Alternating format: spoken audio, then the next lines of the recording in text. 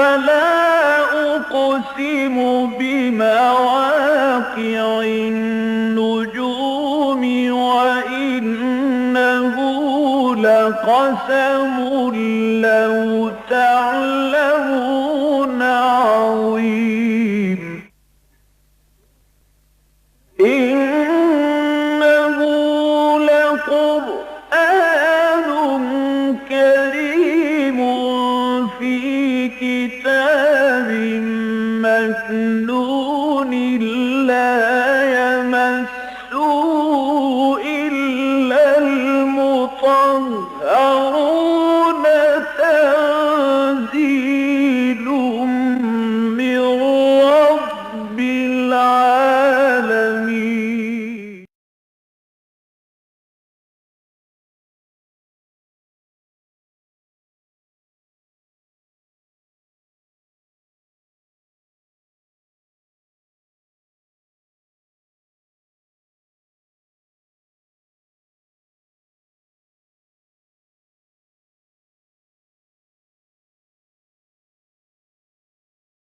أعوذ بالله من الشيطان الرجيم. بسم الله الرحمن الرحيم. وإنه لتنزيل رب العالمين نزل به الروح الأمين على قلبك لتكون من المنذرين بلسان عربي مبين وإنه لفي زبر الأولين أولم يكن لهم آية أن يعلمه علماء بني إسرائيل ولو نزلناه على بعض الأعجمين فقرأه عليهم ما كانوا به مؤمنين كذلك سلكناه في قلوب المجرمين لا يؤمنون به حتى يروا العذاب الأليم فيأتيهم بغتة وهم لا يشعرون فيقولوا هل نحن منظرون أفبعذابنا يستعجلون أفرأيت إن متعناهم سنين ثم جاءهم ما كانوا يوعدون ما أغنى عنهم ما كانوا يمتعون وما أهلكنا من قرية إلا لها منذرون ذكرى وما كنا ظالمين. صدق الله العظيم. رب اشرح لي صدري ويسر لي أمري واحلل عقدة من لساني يفقهوا قولي. اللهم ألهمنا رشدنا وأعذنا من شرور أنفسنا آمین یا رب العالمین۔ سورہ شعراء کے آخری رکوع پر ہیں۔ اس سورہ مبارکہ کے بارے میں کثرت سے ذکر کرتا رہا کہ بڑی عظیم سورت ہے، بعض اعتبارات سے بڑی یونیک ہے۔ اس سورت کا کل حجم جو ہے وہ نصف پارے سے بھی کم ہے، لیکن 227 آیات ہیں۔ آیات بڑی چھوٹی چھوٹی ہیں، جیسا کہ آج کا جو حصہ میں نے پڑھا اس میں بھی آپ نے محسوس کیا ہوگا۔ آیات بڑی چھوٹی چھوٹی لیکن اس میں بڑا ردم بھی ہے، اس کے اندر ایک صوتی آہنگ بھی ہے، ایک جلال بھی ہے، جمال بھی ہے۔ پھر یہ سورہ مبارکہ اس اعتبار سے بھی بہت اہم ہے کہ اس کا اول اور آخر باہم جڑے ہوئے ہیں۔ جو پہلی آیات ہم نے اس کی پڑھی تھی، آپ کو یاد ہوگا ذکر کیا گیا تھا کہ ذکر من الرحمن، اس قرآن حکیم کے لیے بہت ہی خوبصورت اصطلاح قرآن نے استعمال کی، یہ رحمان کی طرف سے نازل کیا ہوا ذکر ہے۔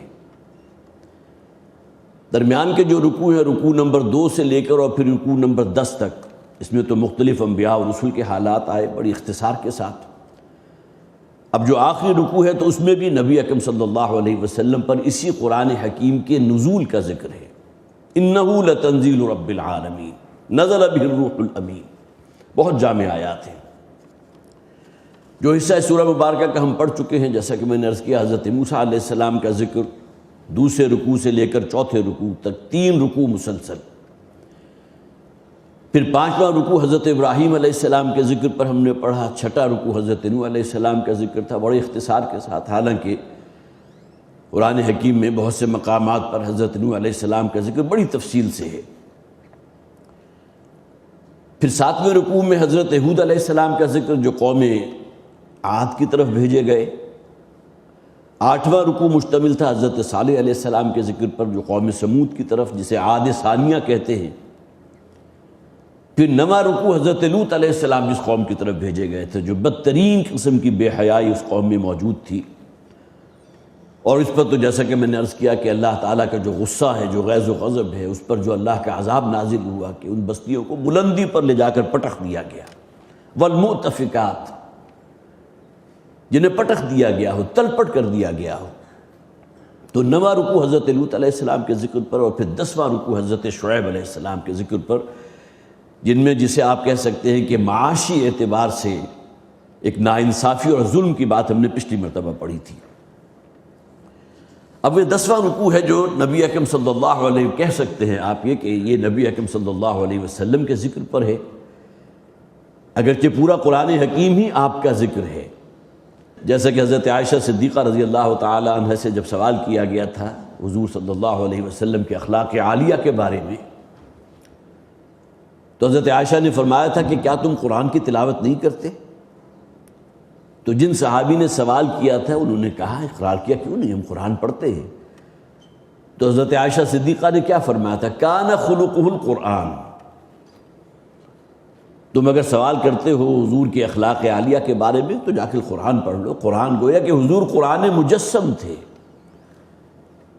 انک لعلی خلق عظیم، اے نبی صلی اللہ علیہ وسلم، آپ تو اخلاق کے ان مراتب عالیہ پر ہیں جس کا تصور نہیں کیا جا سکتا۔ لعلی خلق عظیم۔ تو اب یہاں گویا کہ یہ آخری رکوع نبی اکرم صلی اللہ علیہ وسلم ہی کے ذکر پر ہے، اور شروع میں تو حضور کو مخاطب کے صیغے میں جو ہے خطاب کر کے ارشاد فرمایا گیا۔ فرمایا انہ لتنزیل رب العالمین، یہ قرآن ہے کہ جو اتارا گیا ہے یا اتارا ہوا ہے اس ہستی کی جانب سے جو تمام جہانوں کا پروردگار ہے۔ اللہ تعالیٰ کے ساتھ جو ہمارا سب سے پہلا تعارف ہوا تھا سورہ فاتحہ، پہلی آیت کیا ہے؟ الحمدللہ رب العالمین۔ اس لیے کہ خدا کا انکار کرنے والے ہر دور میں موجود رہے، لیکن جو بھی کسی نہ کسی درجے میں اللہ کا کوئی تصور شامل حال رکھتے ہیں، ان کا دل گواہی دیتا ہے کہ اس کائنات کا ایک خالق ہے، ایک مالک ہے، ایک رب ہے۔ اسی نے اس دنیا میں ہمارے لیے ضرورت کی تمام چیزیں پیدا فرما دی۔ ہمیں زندہ رکھنے کے لیے ہوا کی ضرورت تھی، آکسیجن کی ضرورت تھی، وہ اتنی وافر۔ پھر اس زمین کی، اس دھرتی کے سینے سے کیا کچھ ہمارے لیے نہیں اگایا۔ قرآن حکیم میں بارہا اس کا تذکرہ ہم پڑھتے ہیں، یہ اللہ کی بڑی بڑی نعمتیں ہیں جو تم پر ہوئی۔ پھر تمہیں دیکھنے کے لیے آنکھیں دی ہیں، سننے کے لیے کان دیے ہیں۔ یہ الگ بات ہے کہ انسانوں کی عظیم اکثریت اسی حیوانی سطح پر رہتی ہے کہ لہم قلوب لا یفقہون بہا ولہم اعین لا یبصرون بہا۔ بڑا المیہ ہے کہ لوگوں کی اکثریت صرف اسی سطح پر زندگی بسر کر کے گزر جاتی ہے۔ آنکھیں ہیں، دیکھنے کے لیے تیار نہیں۔ حیوانوں کا سر دیکھنا دیکھتے ہیں، انسانوں کا دیکھنا تو یہ ہے کہ کسی شے کو دیکھو اور تمہارا دل اللہ کی طرف راغب ہو جائے۔ جس شے کو دیکھا اس کا بھی تو کوئی خالق ہے نا، کس نے بنایا اس کو؟ یہ حسین مناظر ہے۔ حیوانات میں ایسے ایسے خوبصورت جو ہے پرندے موجود ہیں کہ انسان کا دل جو ہے بے ساختہ اللہ کی پاکی، سبحان اللہ، الحمدللہ، یہ الفاظ جو ہے ہمارے کلچر کا حصہ ہے۔ تو لہم قلوب لا یفقہون بہا ولہم اعین لا یبصرون بہا، ہم نے آنکھیں دی ہیں اسے دیکھنے کو تیار نہیں، حیوانوں کا سا دیکھنا دیکھتے ہیں، حیوانوں کا سا سننا سنتے ہیں۔ اگر سماعت اور بصارت کوئی وصف ہے تو حیوانوں میں انسانوں سے بڑھ کر ہے، انسان تو بہت پیچھے ہے۔ حیوانوں میں سننے کی جو صلاحیت ہے، پرندوں میں جو دیکھنے کی صلاحیت ہے، وہ انسانوں سے کہیں بڑھ کر ہے۔ لیکن انسان سے کوئی اور شے مطلوب تھی، دیدن دیگر آموز، دیکھنا سیکھو تو کچھ اور دیکھنا سیکھو، کسی شے کو دیکھو اور اس کے اپنے خالق اور اپنے رب کی معرفت تمہارے دل میں پیدا ہونی چاہیے۔ تو انہ لتنزیل رب العالمین، یہ پہلا تعارف جو ہمارا اس کائنات کے رب سے ہوا وہ رب العالمین ہے۔ رب بہت ہی وسیع معنی ہے اس کے، ہر احتیاج کا پورا کرنے والا، انسان کا پیدا کرنے والا، اس کی ضرورتوں کا اس سے بڑھ کر جاننے والا، پرورش کرنے والا۔ جن حضرات کے والدین اس دنیا میں نہیں ہیں یا والدہ والدہ میں کوئی بھی ایک رخصت ہو چکا، رب ارحمہما کما ربیانی صغیرا، یہ دعا جو ہے بکثرت زبان پر رہنی چاہیے، پروردگار ان دونوں پر اپنی رحمتیں نازل فرما، جیسا کہ انہوں نے مجھے پالنے اور پوسنے اور بڑا کرنے میں ربوبیت کا حق ادا کیا۔ میں تو کچھ نہیں تھا، میں تو اتنا ڈیپینڈنٹ تھا کہ کوئی حیوان کا بچہ اتنا ڈیپینڈنٹ نہیں ہوتا جتنا انسان کا بچہ ڈیپینڈنٹ ہوتا ہے ولادت کے فوراً بعد۔ تو یہ احسانات، یہ جو جذبہ ہے محبت کا، یہ جو باپ کے اندر شفقت ہے، ماں کے دل میں جو مامتا ہے، کس نے رکھ دی؟ تو انہ لتنزیل رب العالمین، یہ قرآن تو وہ ہے جو نازل کیا ہوا ہے رب العالمین کی جانب سے۔ نزل بہ الروح الامین، اور لے کر اترے ہیں اسے الروح الامین، مراد کون ہے؟ حضرت جبرائیل علیہ السلام۔ اس لیے کہ روح کا لفظ جو ہے انسانی روح کے لیے بھی آتا ہے، فرشتوں کے لیے بھی آتا ہے، روح القدس، روح الامین۔ امین کی اصطلاح ہم نے ہر نبی کے ذکر میں پڑھ لی، انی رسول امین، ہر نبی نے یہ کہا کہ میں رسول ہوں امانت دار، اللہ کا پیغام، اس میں کوئی خیانت کرنا، اس میں کوئی کمی کرنا، کوئی اضافہ کر دینا، یہ توقع عبث ہے، اس کے بارے میں سوچا نہیں جا سکتا۔ رسول امین، تو یہ روح الامین ہے حضرت جبرائیل علیہ السلام کو جو لے کر اترے ہیں اسے، جنہوں نے نازل فرمایا ہے محمد الامین کے دل پر صلی اللہ علیہ وسلم۔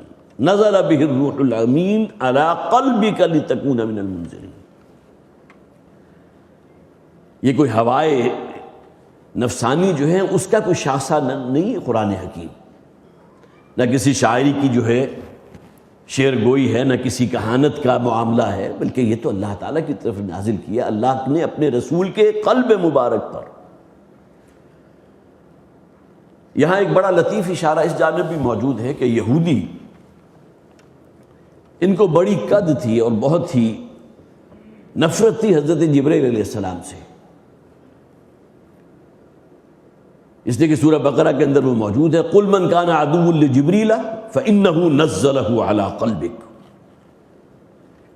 خاص طور پر وہ یہودی جو مدینہ میں آباد تھے اور اس توقع میں آ کر وہاں آباد ہوئے تھے کہ آخری نبی اور رسول وہ بنی اسرائیل ہی میں مبعوث ہوں گے، اور چونکہ بائبل میں تورات میں موجود تھا لکھا ہوا کہ ان کی بعثت جو ہے وہ کھجوروں والی سرزمین میں ہوگی، لہذا یہاں آ کر آباد ہو گئے۔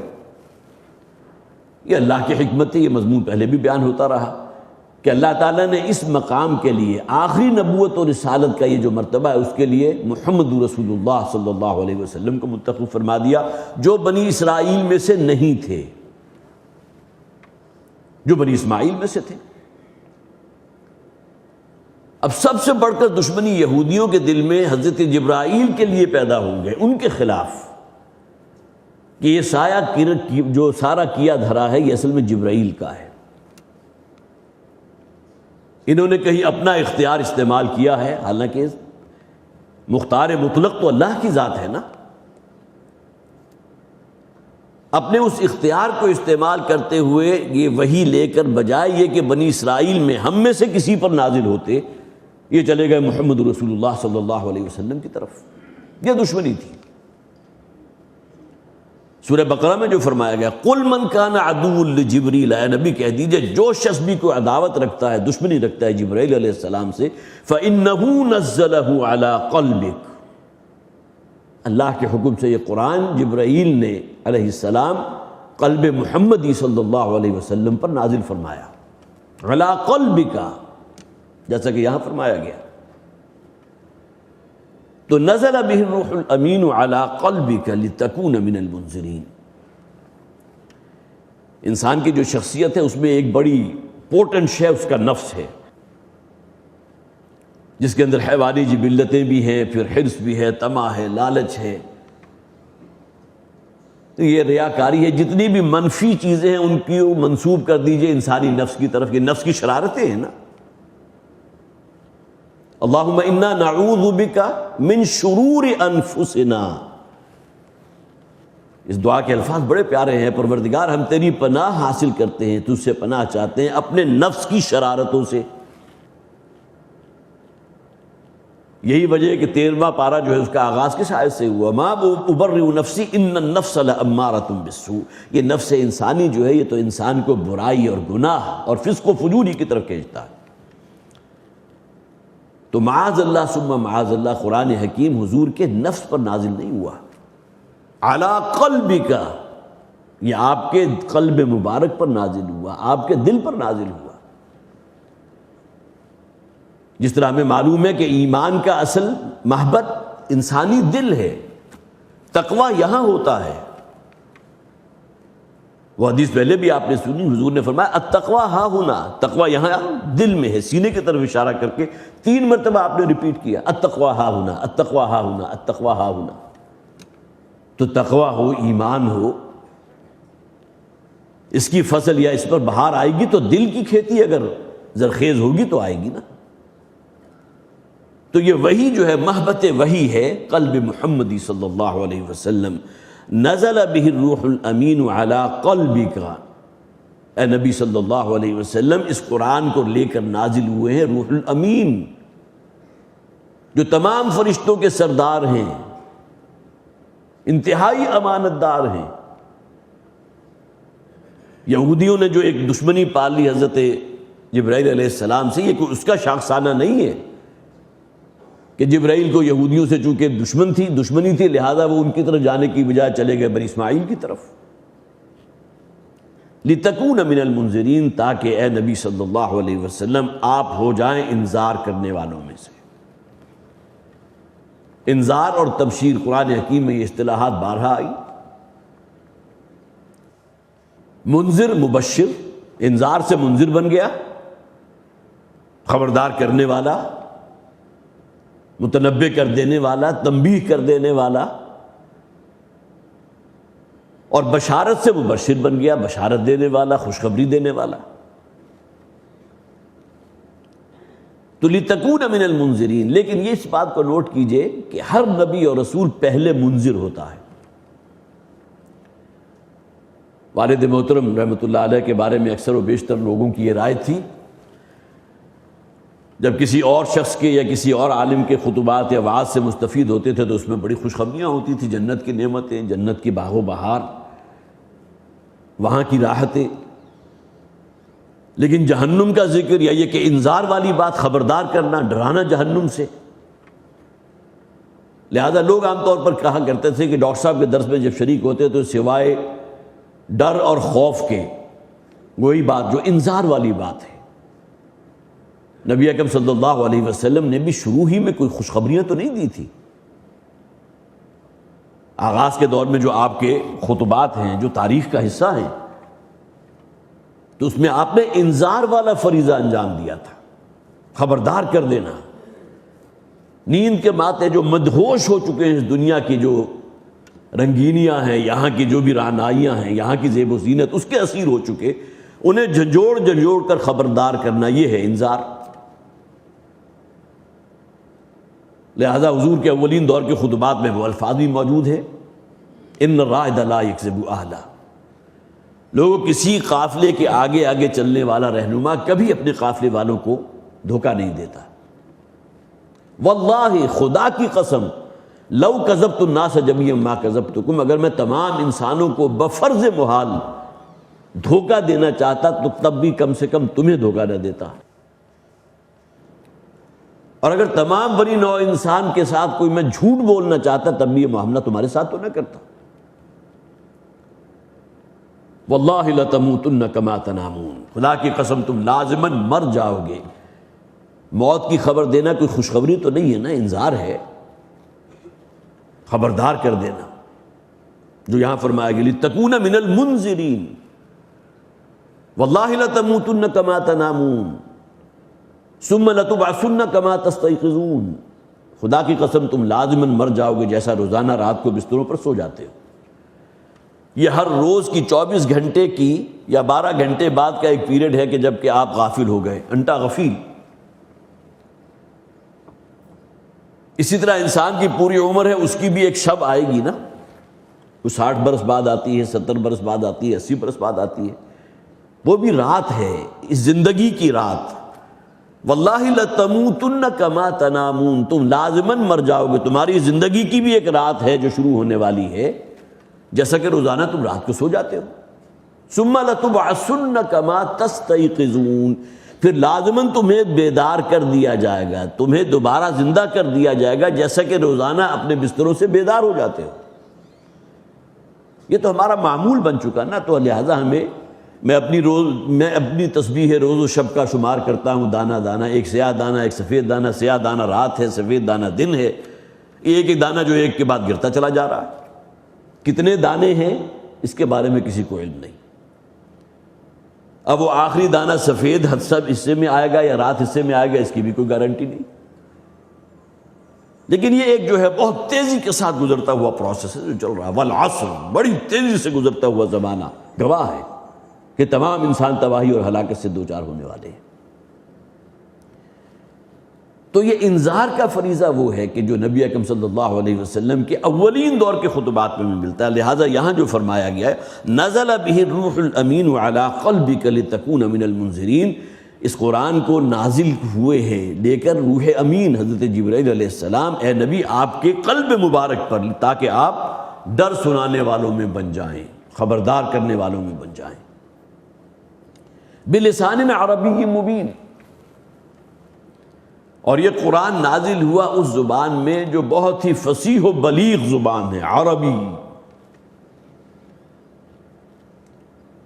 واقعہ یہ ہے کہ فصاحت و بلاغت اگر کسی شے کی کوئی قدر ہے تو عربی سے زیادہ فصیح زبان کوئی نہیں۔ ایک ایک لفظ کے لیے آپ کو سینکڑوں الفاظ جو ہے مل جائیں گے کسی ایک شے کے لیے، اور کون سی زبان ہے کہ جس میں یہ تنوع آپ کو مل سکے؟ ایک ہی شے ہے لیکن اس کے لیے 20 الفاظ موجود، اور موقع کی مناسبت سے جو بھی ادیب ہوگا یا جو بھی شاعر ہوگا وہ نگینے کی طرح، ہیرے کی طرح جس طرح ہوتا ہے وہ لفظ وہاں سے چسپاں کر دے گا۔ شے ایک ہی ہے، گھوڑے کے لیے، اونٹ کے لیے، تلوار کے لیے 20 الفاظ موجود، اور سب سے بڑھ کر یہ کہ وہ زبان ہے جو زندہ ہے۔ آج بھی عربی زبان کے اندر کہیں کوئی اگر لٹک پیدا ہو بھی جائے تو اس کو صحیح کرنے والا یہ قرآن ہے، اس لیے کہ سب سے بڑی دلیل تو یہ ہے بلسان عربی مبین، یہ قرآن حکیم نازل کیا گیا اس زبان میں جو بہت فصیح ہے، عربی زبان۔ قرآن میں کہا گیا اس قرآن کو اگر ہم کسی اور زبان میں نازل کر دیتے، عجمی زبان میں نازل کر دیتے،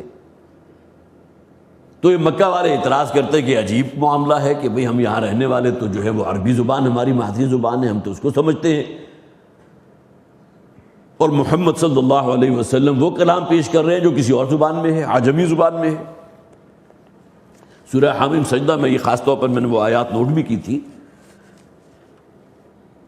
آیت نمبر 44 ہے یہ، وَلَوْ جَعَلْنَاهُ قُرْآنًا أَعْجَمِيًّا، اگر ہم اس قرآن کو نازل فرما دیتے یا اس کو بیان فرما دیتے کسی عجمی زبان میں، لقالو، تو یہ لازماً کہتے لولا فصلت آیاتہ، یہ کیا بات ہوئی، ہماری زبان تو عربی ہے اور یہ جو ہے عبرانی میں نازل ہو رہا ہے، یہ سنسکرت میں نازل ہو رہا ہے، اعجمی و عربی،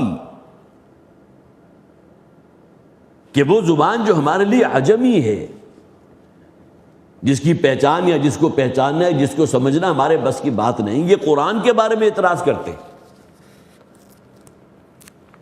اس لیے کہ ان لوگوں کا تو کہنا تھا نا کہ قرآن حکیم جو ہے کوئی فرشتہ لے کر نازل ہوتا، اور پھر یہ کہ ان کے ہاتھ میں وہ کوئی مصحف ہوتا، فَلَمَسُوهُ بِأَيْدِينَا، اور مصحف کو ہم اپنے ہاتھوں سے ٹچ کر سکتے، محسوس کر سکتے، پھر ہم اس پر ایمان لے آتے. لیکن اب اللہ تعالیٰ نے یہ احسان فرمایا کہ یہ قرآن حکیم انہی کی اپنی مادری زبان عربی زبان میں نازل فرما دیا، تو بجائے یہ کہ اللہ کی شکر گزاری کی کا معاملہ ان کی طرف سے ہوتا، بلکہ یہ کہ اس بات کو رد کر دیا. عَلَىٰ قَلْبِكَ لَتَكُونَ مِنَ الْمُنذِرِينَ بِلِسَانٍ عَرَبِيٍّ مُبِينٍ. اس قرآن حکیم کو تو ہم نے بہت ہی فصیح و بلیغ زبان عربی زبان میں نازل کیا. وَإِنَّهُ لَفِي زُبُرِ الْأَوَّلِينَ،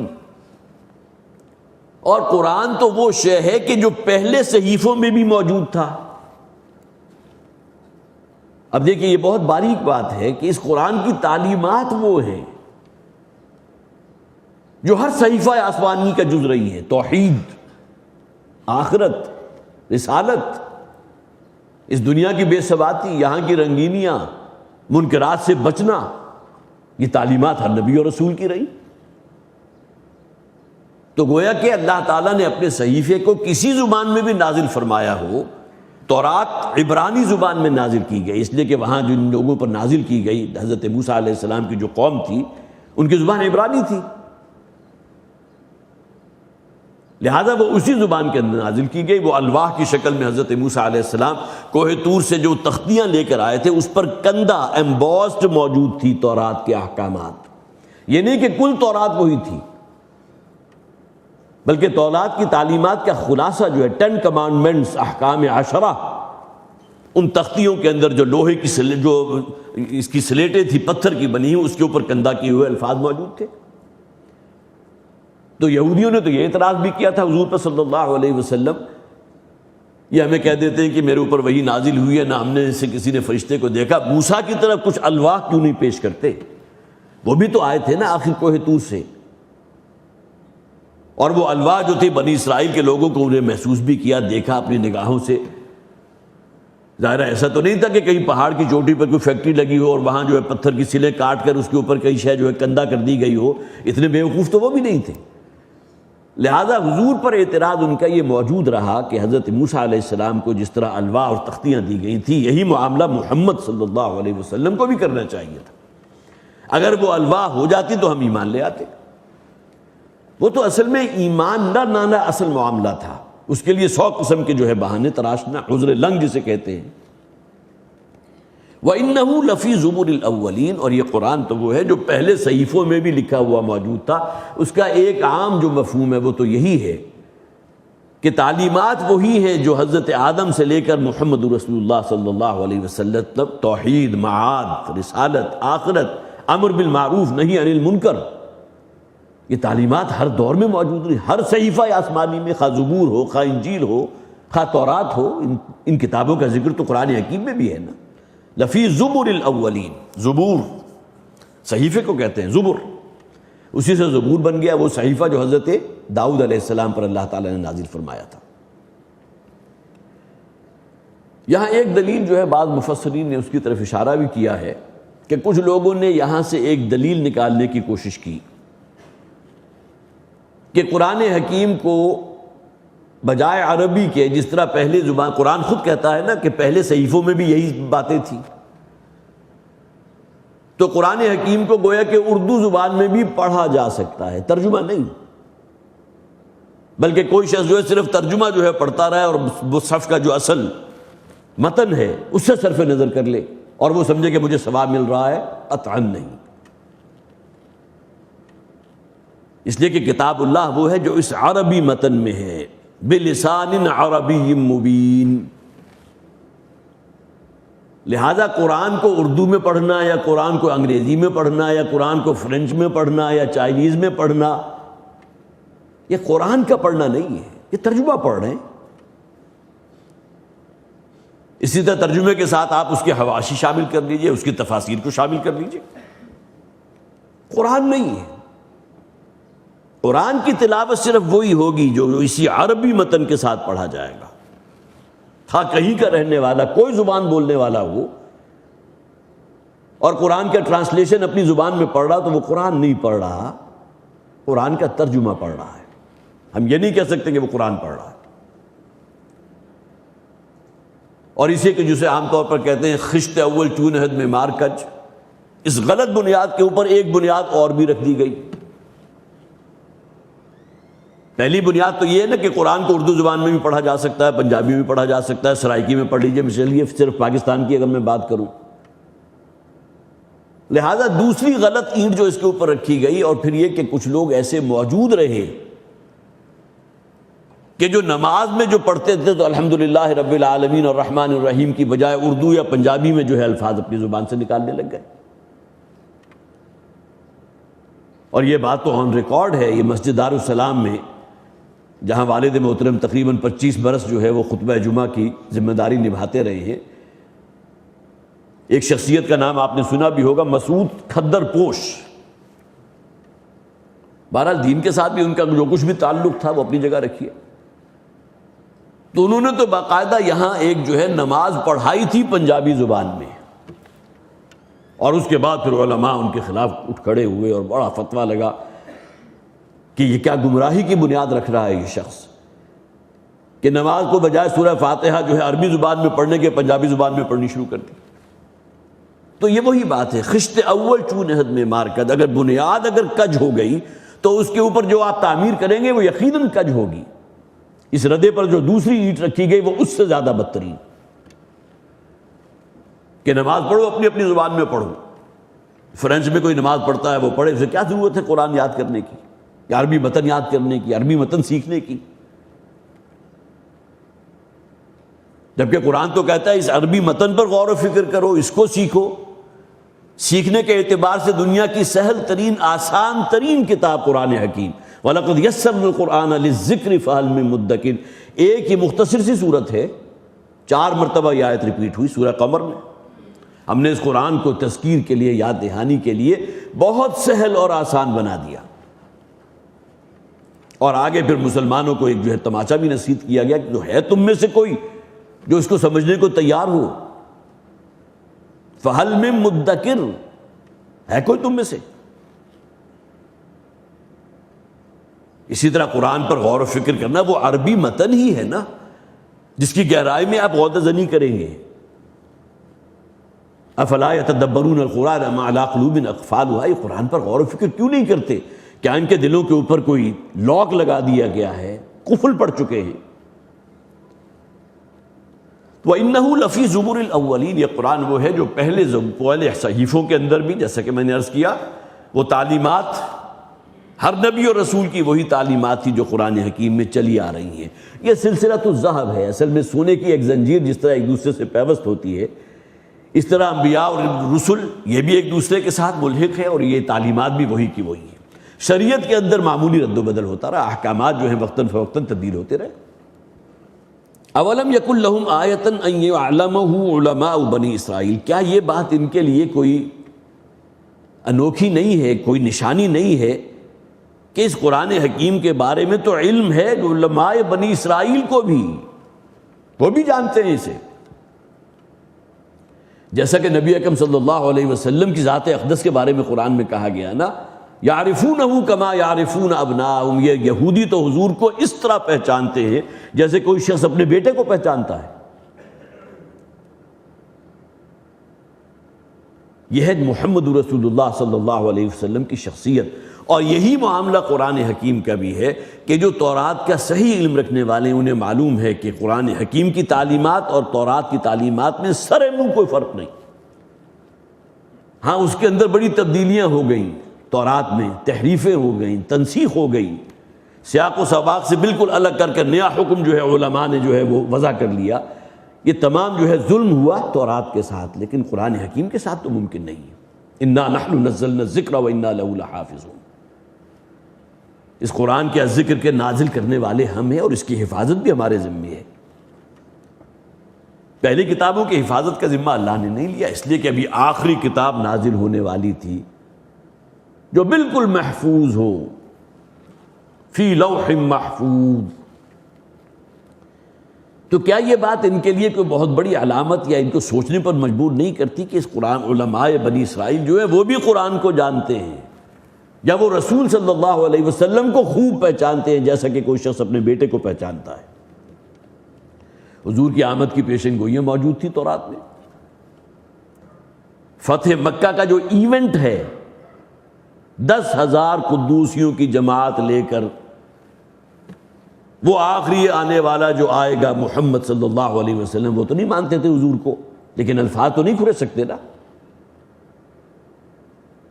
فاتح کی حیثیت سے مکے میں داخل ہوگا، یہ تورات میں موجود ہے، 10,000 قدوسیوں کی جماعت۔ اور نبی اکرم صلی اللہ علیہ وسلم جب آپ نے فتح مکہ کا ایونٹ ہوا، جب واقعہ ہوا تو اس میں 10,000 افراد آپ کے ساتھ تھے، آپ کے جلوہ میں تھے۔ وَلَوْ نَزَّلْنَاهُ عَلَى بَعْضِ الْأَعْجَمِينَ، اگر ہم اس قرآن کو نازل کر دیتے کسی عجمی زبان میں، عجمیوں پر، فَقَرَأَهُ عَلَيْهِمْ مَا كَانُوا بِهِ مُؤْمِنِينَ، اور وہ اس کو پڑھ کر سناتا تب بھی یہ ایمان نہ لاتے۔ اس کا ایک مفہوم یہ بھی بیان کیا گیا کہ اگر قرآن حکیم جو ہے کسی عجمی شخص پر نازل کر دیا جاتا جس کی زبان عربی نہیں ہے، کوئی اور زبان بولنے والا ہے نا، کہیں اور کا رہنے والا ہے، عربی زبان کے بھی تو بہت سے ایکسنٹس ہیں مختلف علاقائی، جس طرح آپ کو معلوم ہے اردو کی جو ہے کہنے کو ایک اردو ہے، دلی والوں کی اردو کچھ اور ہے، لکھنؤ والوں کی کچھ اور ہے، اور کوئی کرنال والے ہیں تو ان کی اردو کے اندر بہت سی تبدیلیاں واقع ہو گئی، کہنے کو ایک ہی زبان ہے، تو ایکسنٹس مختلف ہوتے ہیں۔ تو یہاں یہ دلیل پیش کی گئی ہے کہ اگر قرآن حکیم ہم کسی عجمی پر نازل کر دیتے لیکن اسی عربی میں، اور وہ عجمی آ کر جو ہے عربی زبان میں لوگوں کو قرآن پڑھ کر سناتا تو کیا کہتے؟ معلوم ہوتا ہے اس پر تو کوئی آسیب ہو چکا، اس کی تو یہ زبان ہی نہیں ہے، یہ عجمی شخص عربی اتنی وسیع عربی بول رہا ہے، یہ تو کوئی معلوم ہوتا ہے کوئی شیطان ہے کہ جو زبان اصل میں شیطان کی چل رہی ہے پیچھے، یہ کیسے ممکن ہے؟ ایک مفہوم اس کا یہ بھی بیان کیا گیا کہ کوئی عجمی شخص ہو اور اس قرآن کو پڑھ کر سناتا ہے تب بھی یہ ایمان نہیں لانے والا، اتنے سخت دل ہو چکے ہیں۔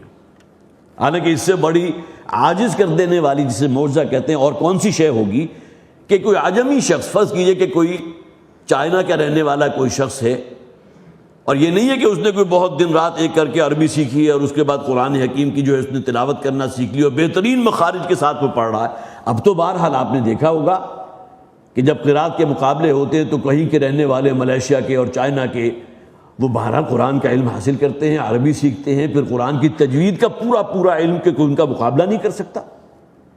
ایک تو وہ بالکل دوسری بات، لیکن بالکل عجمیوں میں سے ایک شخص اچانک اٹھ کر جو ہے اور اپنی عربی زبان کے اندر جو ہے قرآن حکیم پڑھ کر سنا، اس سے بڑی معجزے والی بات کون سی ہوگی؟ لیکن تب بھی یہ ایمان نہیں لائیں گے۔ جیسا کہ میں نے عرض کیا، انہوں نے کہا تھا کہ اگر کوئی فرشتہ آسمان سے اترے اور اس کے پاس ایک کتاب موجود ہو اور اس کتاب کو ہم خود چھو کر محسوس کر لیں تب شاید ہم ایمان لے آئیں، ورنہ اس سے کم پر ہم ماننے والے نہیں۔ تو اصل شے کیا ہے؟ وہ ضد ہے، عناد ہے، ہٹ درمی ہے، اور اس کے لیے جیسا کہ میں نے عرض کیا کہ ہیلے بہانے ہیں کہ جو ادھر ادھر سے اپنی مدافعت میں وہ جو ہے اس کے لیے تیار ہیں۔ ما کانوا بہ مؤمنین۔ مجھے حضرت عیسیٰ علیہ السلام کا وہ واقعہ یاد آ گیا کہ حضرت مریم جب وضع حمل ہوا ہے اور حضرت عیسیٰ علیہ السلام کی عمر جو ہے چند دن کی تھی، اور اللہ نے حکم دیا کہ اب لے کر جاؤ اس بچے کو نومولود۔ حضرت مریم کی تو شادی بھی نہیں ہوئی، نکاح بھی نہیں ہوا، اور انہیں اندازہ تھا کہ جب اپنی محلے یا اپنی بستی میں پہنچے گی تو ان کا ریئیکشن کیا ہوگا، آپ اس کا تصور کر سکتے ہیں۔ لیکن اللہ کا حکم تھا جاؤ۔ اب وہ نوزائیدہ بچہ، چند دنوں کا بچہ اپنی گود میں لے کر جو ہے اپنے واپس اپنی قبیلے میں اپنی بستی میں داخل ہوئی ہے، تو وہ وہاں جو لوگ بھی موجود تھے انہوں نے اپنے ہاتھوں میں پتھر اٹھا لیے کہ اب ان کو رجم کر دیں گے۔ اس نے وہ فعل کیا ہے جس کے نتیجے میں یہ ولادت ہوئی جبکہ اس کی شادی بھی نہیں ہوئی تھی۔ یہ تو ہمیشہ سے شریعت کا حصہ رہا نا، یہ کوئی قرآن حکیم نے حد رجم جو ہے قرآن حکیم کے اندر الفاظ بھی نہیں ہے اس کے لیے، اس لیے کہ یہ ان احکامات میں سے جو ہے اللہ کے رسول صلی اللہ علیہ وسلم نے تورات کی تعلیمات کو جو جاری رکھتے ہوئے کہ تورات میں چونکہ حد رجم موجود تھی تو وہی دین اسلام کا حصہ بن گئی۔ تو وہ لوگ کھڑے ہوئے تھے وہاں ہاتھوں میں پتھر لیے ہوئے. اللہ تعالیٰ نے یہ وحی کے ذریعے حضرت مریم سلام اللہ علیہ کو کہہ دیا تھا کہ جب لوگ تمہارے سے اس کے بارے میں پوچھیں، سوال کریں، فقولی انی نذرت للرحمن صوما فلن اکلم اليوم انسیا، تم اپنی زبان سے کہہ دینا کہ میں نے تو رحمان کے لیے روزہ نظر کیا ہے، لہٰذا آج میں تم سے کلام نہیں کروں گی. فاشارت الیہ، تو حضرت مریم سلام علیہا نے اشارہ کر دیا اس بچے کی طرف، وہ چند روزہ نوزائیدہ بچہ. اب اللہ تعالیٰ نے اس بچے کو جو گویائی عطا فرمائی اور انتہائی بلیغ خطبہ جو انہوں نے ارشاد فرمایا، قال انی عبد اللہ آتانی الکتاب وجعلنی نبیا وجعلنی مبارکا اینما کنت اوصانی بالصلاۃ والزکاۃ ما دمت حیا وبرا بوالدتی. یہ پورے الفاظ آپ نوٹ کیجئے، سورہ مریم میں موجود ہے. چند دن کا بچہ اور انتہائی وجیح مردانہ آواز میں یہ الفاظ جب ان کی زبان سے سنے ہو تو پوری قوم جو سامنے کھڑی ہوئی تھی پتھر ہاتھوں میں لیے ہوئے پتھر ہاتھوں سے گر گئے فارغ. یہ معجزہ تھا نا، ورنہ وہ تو حضرت مریم سلام علیہا کے جان کے در پہ تھے، وہ تو اسی وقت رجم کرنے کو تیار تھے. تو یہی معاملہ کہیں اگر اس انداز میں ہو جائے کہ اللہ تعالیٰ کسی عجمی پر جس کی قطعاً کوئی زبان عربی نہیں ہے، جسے عربی کے الفابیٹ بھی معلوم نہیں، اس قرآن کو نازل کر دیتا اور وہ عربی زبان میں انہیں پڑھ کر سناتا، تب بھی یہ لوگ ایمان نہیں لاتے. حالانکہ کتنی بڑی معجزے کی بات ہے، وہی معجزہ جو حضرت عیسیٰ علیہ السلام کی زبان سے وہ حالت بالکل نوزائیدگی کے اندر جو الفاظ اللہ تعالیٰ نے ان کی زبان سے برآمد کروائے تھے. کذالک سلکناہ فی قلوب المجرمین. اصل میں یہی ہے جو مخالفت اور تردید ہے جو ان لوگوں کی طرف سے ہوئی، نہ اس قرآن کو ماننے کو تیار اور نہ اس کی تعلیمات پر ایمان لانے کو تیار. یہ قرآن دشمنی ہے یا توحید دشمنی ہے یا شیطان کے نقش پا کی پیروی ہے کہ کذالک سلکناہ فی قلوب المجرمین. یہ جتنے بھی مجرم ہیں جو اللہ کے دشمن ہیں، دین کے دشمن ہیں، جو چلے آ رہے ہیں، ہر نبی اور ہر رسول کے دور میں یہ لوگ موجود رہے، تو معلوم ہوتا ہے کہ توحید دشمنی ہے کہ جو ان کے دلوں کے اندر پرو دی گئی ہے. سلکناہ، کہیں نسلکو کے الفاظ بھی ہیں، یہاں سلکنا کے الفاظ ہیں. کسی شے کو کسی دوسری چیز میں پرو دینا، اس کا یہ مفہوم بھی بیان کیا گیا، کوئی سلاخ جو ہے لوہے کی اگر انسان کے جسم میں سے گزار دے، یہ بھی وہی انداز ہوگا، کسی شے میں سے کسی چیز کو گزار دینا. اب گویا کہ اب وہ ان کی گھٹی میں پڑ چکی ہے، اس قرآن کو ماننے کو تیار نہیں. قرآن دشمنی، رسول دشمنی اور دین دشمنی. یہ کوئی انوکھا معاملہ یہاں اہل مکہ کی طرف سے نہیں ہوا. یہاں بھی مجرم ہیں، بڑے بڑے مجرم ہیں، ابو جہل ہے، عتبہ ہے، ولید ہے، شیبہ ہے، یہ سرداران روسان قریش موجود تھے نا وہی. لیکن یہ معاملہ تو ہر نبی اور رسول کے ساتھ ہوتا رہا. ہر دور میں وہ دشمن، اللہ کے دین کے دشمن، اللہ کے رسول کے دشمن، توحید کے دشمن ہر دور میں موجود رہے. کذالک سلکناہ فی قلوب المجرمین. تو اس انکار جو کر رہے ہیں قرآن کا، محمد رسول اللہ صلی اللہ علیہ وسلم کا، یہ تو اللہ تعالیٰ فرماتے ہیں یہ تو تمام مجرموں کے دلوں میں جس طرح کوئی سلاخ پیوست ہو جاتی ہے اسی طرح پیوست ہے. لا یؤمنون بہ، یہ تو قرآن پر ایمان لانے والے نہیں ہے، حتی یروا العذاب العلیم، جب تک کہ یہ دردناک عذاب کا مشاہدہ نہ کر لے.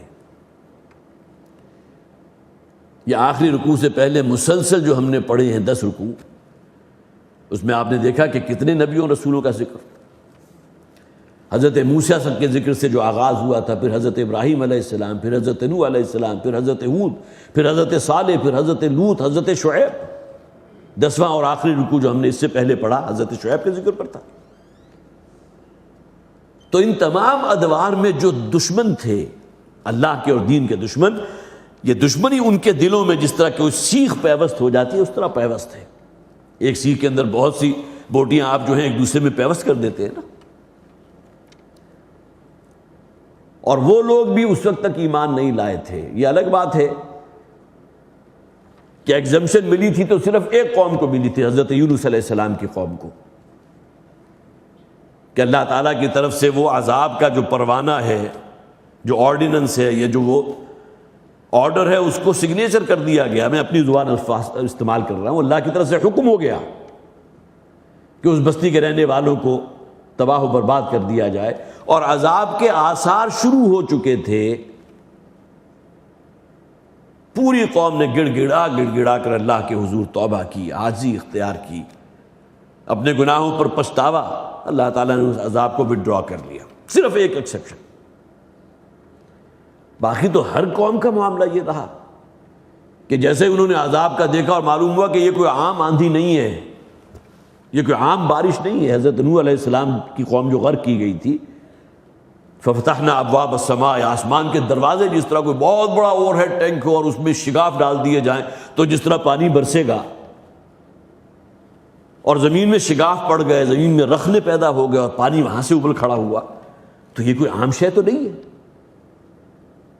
آدمی تصور کر بھی سکتا ہے آندھی چل رہی ہے، چلی ایک حد تک، جب ایک حد سے زیادہ بڑھتی ہے تو پھر اب خوف طاری ہو جاتا ہے، معلوم ہوتا ہے اس کے پیچھے کوئی خاص معاملہ ہے، یہ کوئی عذاب ہے۔ تو ہر قوم نے یہی کیا تھا۔ یتضرعون کے الفاظ آتے ہیں قرآن میں، جیسے ہی انہوں نے محسوس کر کیا کہ اب یہ عذاب آ گیا تو فوراً گڑ گڑانے لگے، عاجزی اور توبہ۔ لیکن یہ کہ اس وقت کی توبہ جو ہے پھر اللہ تعالیٰ قبول نہیں فرماتا۔ حالانکہ نبوت اور رسالت جن کا فریضہ تھی، وہ کتنے عرصے تک یہ کام کرتے رہے، لیکن ٹس سے مس نہیں ہوئے، بلکہ مذاق اڑاتے رہے۔ حضرت شعیب علیہ السلام کے ذکر میں تو ہم نے پڑھا تھا، قوم نے کہا کہ ٹھیک ہے تم ہمیں جو بار بار عذاب کی دھمکیاں دیتے ہو، آسمان کا ایک حصہ ہمارے اوپر گرا دو، کسفا من السماء، کہ آسمان کے ایک حصے کو ہمارے اوپر عذاب کی شکل میں گرا دو، توڑ دو آسمان ہمارے اوپر، ہم تیار ہیں۔ اب اس حد تک جب ڈٹائی بڑھ جائے اور جب عذاب کی علامات شروع ہو جائے اور انہیں بھی یقین ہو جائے کہ یہ کوئی عام آندھی یا طوفان نہیں ہے بلکہ اللہ کا عذاب ہے، تو اب خواہ کتنے ہی گڑ گڑائیں یا توبہ کریں، اللہ کی سنت یہ نہیں ہے کہ پھر ان کی توبہ قبول کر لیں، سوائے قوم یونس کے، جیسے کہ میں نے کہا الا قوم یونس، انہیں ایک اللہ تعالیٰ کی طرف سے ایک رعایت ملی تھی، وہ صرف ایک شے کا نتیجہ تھی کہ حضرت یونس علیہ السلام اللہ کی ابھی حکم آنے سے پہلے ہی اپنی قوم کو چھوڑ کر چلے گئے تھے۔ یہ الگ اپنی جگہ موضوع ہے، ظاہر ہے کہ اس وقت کا موضوع نہیں۔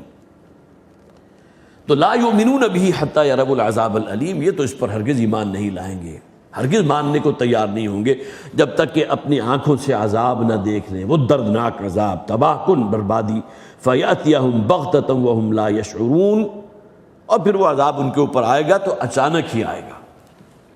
یہاں بھی ایک ایکسیپشن تھی، اسی صورت میں ہم نے پڑھا، حضرت صالح علیہ السلام کا جو ذکر تھا تو انہیں 3 دن کی مہلت دی گئی تھی، وارن کر دیا گیا تھا 3 دن، لیکن بقیہ قوموں کے ساتھ تو یہ معاملہ نہیں ہوا۔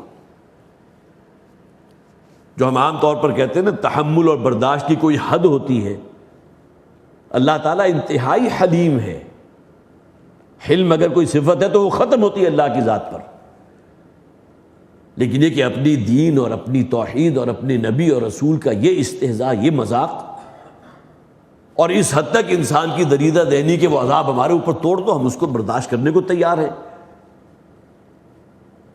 تو اللہ کی ذات بڑی حلیم ہے، لیکن ایک جسے آپ کہتے ہیں نا پھر پیمانہ بھر بھی جاتا ہے، پھر عذاب ٹوٹتا ہے، پھر اللہ تعالیٰ کسی کی عاجزی، زاری اور گڑگڑاہٹ کسی کو جو ہے وہ خاطر میں نہیں لاتے۔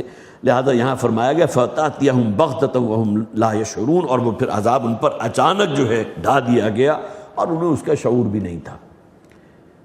شعور اس معنی میں کہ وہ یہ سمجھتے تھے کہ اب تک کی جو باتیں ہیں یہ صرف دھمکیاں ہی دھمکیاں ہیں، کیسے ممکن ہے؟ اس اعتبار سے انہیں شعور نہیں تھا، ورنہ یہ کہ ساری باتیں انہیں معلوم تھیں۔ نبی اور رسول جو ہیں ہمیشہ کہتے رہے تھے کہ اگر ماننے کو تیار نہ ہوئے اور اس دعوت کو رد کر دیا تو اس کا نتیجہ پھر یہی نکلے گا کہ اللہ کا عذاب تمہیں آدھا پہنچے گا۔ اب یہ مضمون آگے چل رہا ہے، انشاءاللہ اگلا جو ہمارا سیشن ہوگا اس میں اس پر بقیہ حصہ جو اس سورہ مبارکہ کا جو باقی رہ گیا اس پر انشاءاللہ ہم کوشش کروں گا میں کہ اس سورہ مبارکہ کی تکمیل ہو جائے۔ اللہ تعالی ہمیں قرآن حکیم کو سمجھنے کی اور اس سے سبق اور عبرت حاصل کرنے کی توفیق عطا فرمائے۔ بارک اللہ لی ولکم فی القرآن العظیم ونفعنی وإیاکم بالآیات والذکر الحکیم۔